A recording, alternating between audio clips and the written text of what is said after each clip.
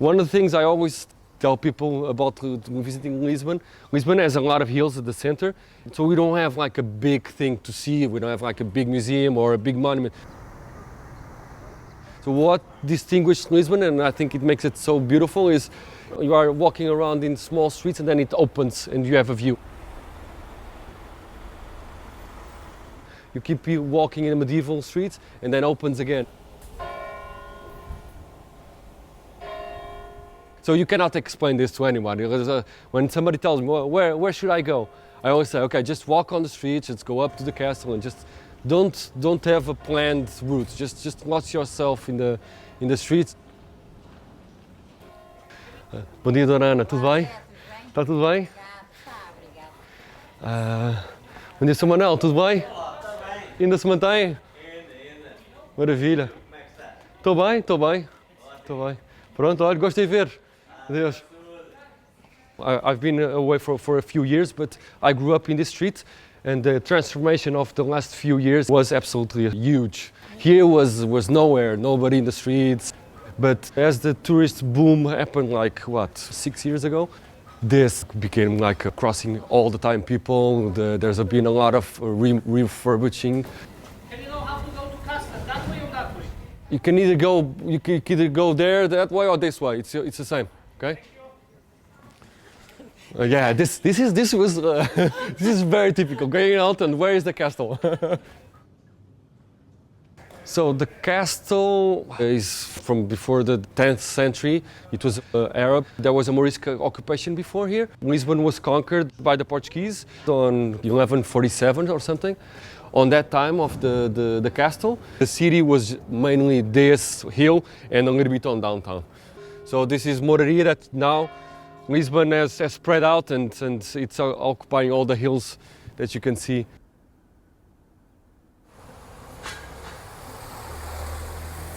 I was traveling for a few years. For some reason I stayed a little bit longer in Lisbon and I thought, okay, I'm just going to try to find something. I searched so many places. I searched like places that were in complete ruin.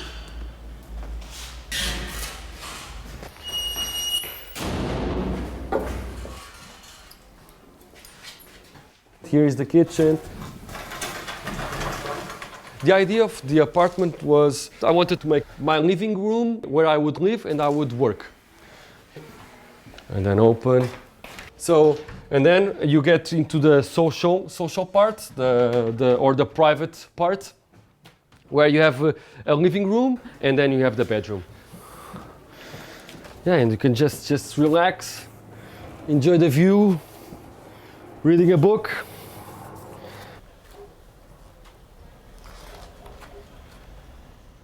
This would be only open when I'm at home, relaxing with friends, in this more social way of leaving the house.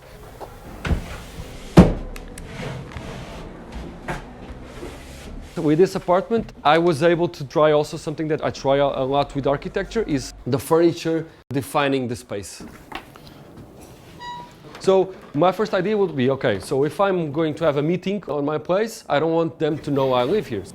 And I never got to really test this. Like, I don't know if people would know there was something here. You know, it's like, so my idea would be like, I'm going to have a meeting here. For them would be, if it's just a meeting room, it would be like, he doesn't know I live here, he doesn't have to. And then you can put this down and nobody knows there's a kitchen here also, you know. When you have like again, a meeting. A meeting, I just close that and I close this, you know. I can open this for a coffee if somebody wants a coffee, that's perfectly fine. I like this idea of ephemeris intervention. Meeting time. It's meeting time, yeah. So everything that you see here, it took me so much time to do it, but I can take it out in an afternoon.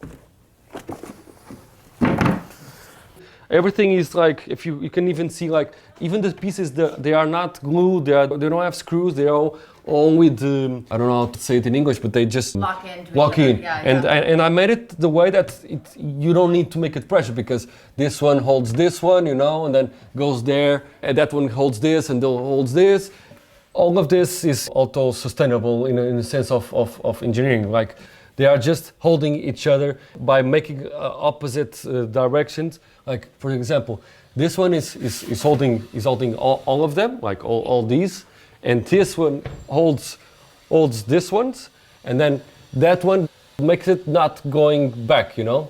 But then I put that one that holds from there, and this one holds that one. So all of them are always, it's a crisscross, right? Like they just hold it. And also making use of the walls so it maintains the pressure. You can, this is not moving, you know. It's like, and I can take it out in an afternoon. Why the numbers? Roman numbers? Those the numbers. It's for me not to get lost putting that all together.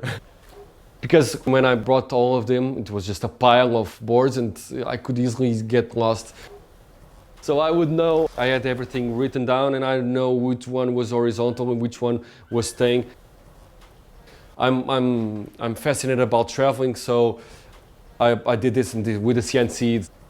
There's the, you know CNC, the machine? So yeah, everything here is cut as CNC. So you have to understand that this is a depth of 60 centimeters. So here you have a hole there, but then in the other side, what is here, it's a hole in the other side for something to, where you can store stuff.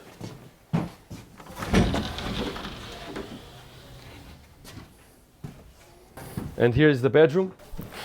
Again, like I was saying, this is the behind the board that you saw. So this is all, you know, you have drawers here.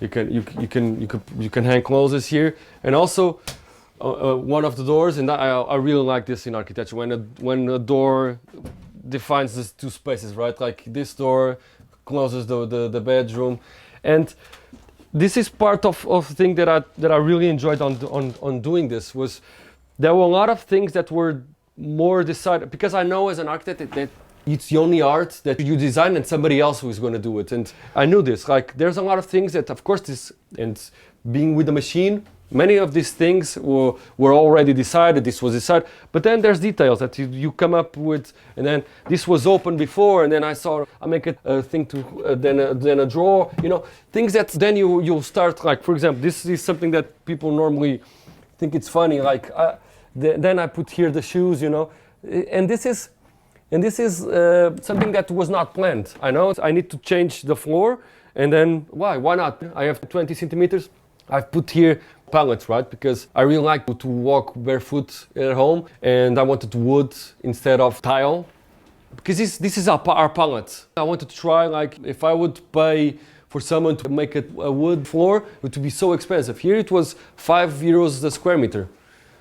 They wanted to throw them out and I recovered them. So this is the pallet, you know, you can put tons and tons. So this is perfectly stable, you know. This is the thing that is going to last more. It's the floor. Just taking opportunity. I was here a long time, so you can get into details, and I like that. Everything that is designed, even the switches, I've made them myself. It's like, here in Lisbon, there's still a lot of stores of construction, but very small. So everything was made up, you know. I designed this, and then I just bought the switch, and then I had I never done electricity before, and I tried it, and then, you know, you learn with a boom. Okay, that's not a good, that's not the right wire. But, and you know, like for example, everything is here. I know it was small, but you can open, and then, you know, you make it open, of course, to ventilate the air. Also, when you get up, you just like the first thing you want to do is just open and get some light. And the sun is born in that direction, so it's just the light just comes in, and it's marvelous. And again, the separation is a shelf, you know. It's not a wall, it's not a brick wall. It's useful, you know. And again, I'm using the two sides. Like this means that the other side is being used, and here it's this side is being used, you know. The empty and the full, you know. This would be only open when I'm at home, relaxing with friends, and then it's completely different. I think it's more open. It's like now it's a loft. It's like you see all the way, and it's a good dynamics. We have like few friends. Some can be there, some can be the kitchen where everybody is always happening, and somebody here, you know. This was an area that would, you know, you need to put the kitchen stuff and all the cleaning stuff. So the cleaning stuff would be here, you know, with all the doors, and you just, you know, it's like you can put everything here, saving there.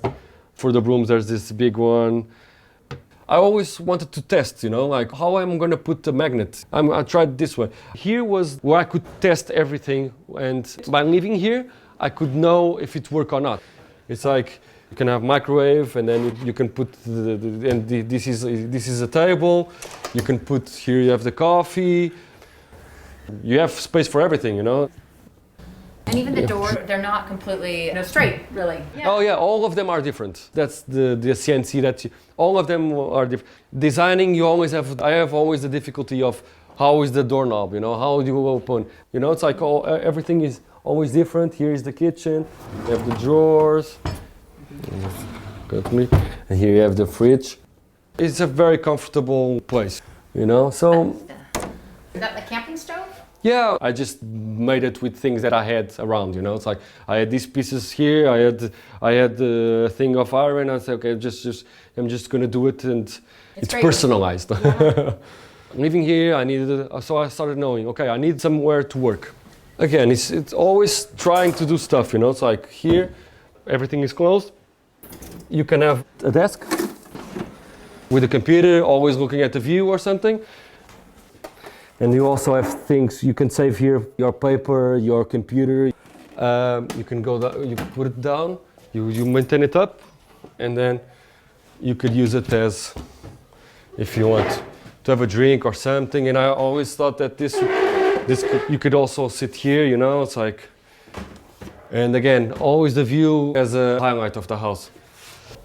And the materials? This is a Portuguese company. It's called Valchromat. So they have this, they tie it with these colors. That too as well. Yeah. They tie it, and I really like this material. This is the same material but black. Normally you put some stone or something. So I decided to put this thing, and people kept saying, this is with water, it's going to be ruined. It's been for 6 years. I put a lot of varnish and it's holding. And here being my own client, I could test this. Probably I would not do this for a client, then it would be ruined, and then I would have him knocking on my door 2 years afterwards. Hey, you designed something, it's rotten already. So here I could know, okay, I'm trying, and I'm to blame. Again, always on the point of view of trying, you know. I was very fascinated about this material. I was also, this one is more because it's a very cheap and very resistant. It's called OSB. It's a very cheap and very, very strong material, you know, but now you see it everywhere. It's like, but then it was very cheap.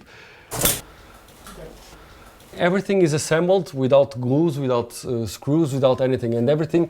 You have these things that you just, and I don't mind you see it, you know. I even like it. I like the construction. I don't want to hide anything, you know. It's like, again, trying. Let's see if I like it or not, and then I need to see it. I'm very visual, and I need to, okay. To show the mechanism. The mechanism, that's the word, yeah. I'm really interested in the mechanism being part of the design. In all the stuff that I keep doing, the mechanism and the structure has to be part of the design. Everything is, you know, you don't hide how you do it. And also, I want to test everything at the highest possible manner. I'm not designing something and then we'll see how it assembles, you know. No, I want to know, and I want to define, and I want to design that.